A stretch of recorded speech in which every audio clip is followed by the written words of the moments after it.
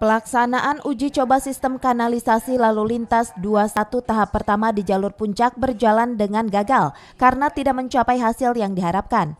Bahkan sebaliknya, situasi kemacetan di jalur kawasan wisata Primadona itu semakin sangat kredit.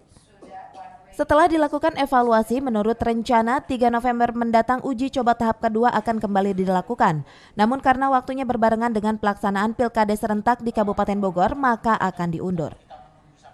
Pengunduran waktu uji coba kanalisasi 21 ini juga karena pekerjaan optimalisasi pelebaran badan jalan jalur puncak yang masih belum rampung.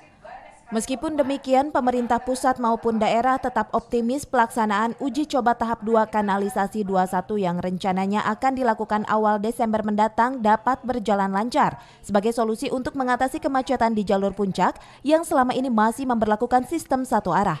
Persoalan yang diselesaikan sebelum kita lakukan uji coba yang kedua.